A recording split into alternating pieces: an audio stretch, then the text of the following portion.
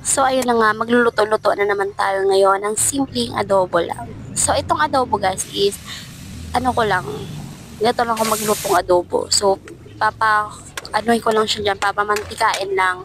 Alisin ko yung mantika para naman hindi na magdagdag sa mukha natin yung mantika, 'di ba? So, sa panahon ngayon is, nagkulo na siya at tinanggal na natin yung mantika at yung sabaw nun is yun yung idadagdag natin sa sabaw mamaya. So, adyan nga ay naglagay na ako ng mantika para hindi dumikit yung lulutuin natin. Gigisahin natin, ano ba yan? Bawang at sibuyas.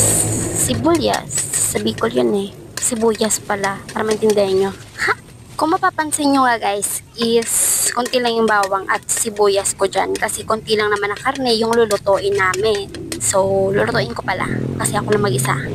Wala kasi sila mama guys. Nasa kabanatuan sila. So, ako yung natasa magluto. For today, after ko nga dyan maggisa ng bawang sibuyas, is nilagay ko na yung karne na pinamantika natin kanina. At ayun, halo-halo lang natin para kung nga lang nagsasangay. Namiss ko magluto-lutuan guys. Kasi simula nang pumunta dito yung hipag ko, siya na yung nagluluto. So, marunong naman ako magluto. Nagluluto naman ako. Kaso, siya yung nag-offer na siya na daw magluluto. Kaya, siya, sige, pagbigyan natin ng cooker ng ina mo.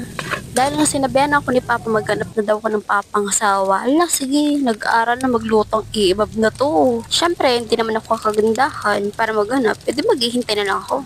Dalagang Pilipino tayo, di ba? So, hindi tayo sunggab ng sunggab kung sinong darating. Siyempre, hintayin natin yung God's will. Oo, girl. Hintayin mo yung God's will. Hindi yung basta sunggab ka ng sunggab, hindi naman para-para sa'yo, di ba?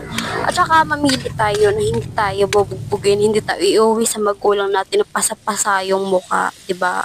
At para naman sa inyo boys, hanapin nyo yung babae marunong magluto, hindi yung galing kayo sa trabaho, kayo pang pagpapalutuin, di ba? Yung marunong sa gawaing bahay, hindi lang yung puro pakit sa TikTok, puro pakit dito sa Facebook, puro pagandang alam, di ba? Kala mo naman hindi nagtitiktok, uy. Pero syempre, hanapin mo talaga yung madiskarte sa buhay. Mapalalaki man o mapababae.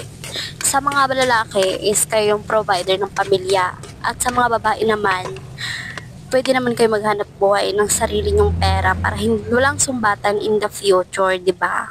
Siyempre, sumbatan ka naman ng asawa mo in the future, eh di meron kang may pagmamalaki, di ba? Karamihan kasi sa atin, baala na si Batman, baala na si Mama, baala na si Papa, nandiyan naman si Mama, nandiyan naman si Papa, ugok ka talaga. Tandaan mo, hindi habang buhay andyan ang magulang mo. Sa ayaw at sa gusto natin, lilisan sila sa tabi natin.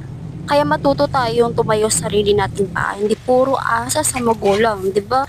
Mas maganda yung bata ka pa is marunong ka nang umawak ng pera, marunong ka nang dumiskarte sa buhay mo, maghanap ng pera, hindi yung mahingi ako ng pera, mahingi ako pambisyo. Uy, kala mo naman. Pero mas maganda yung mag-aasawa ka is ready ka na financially.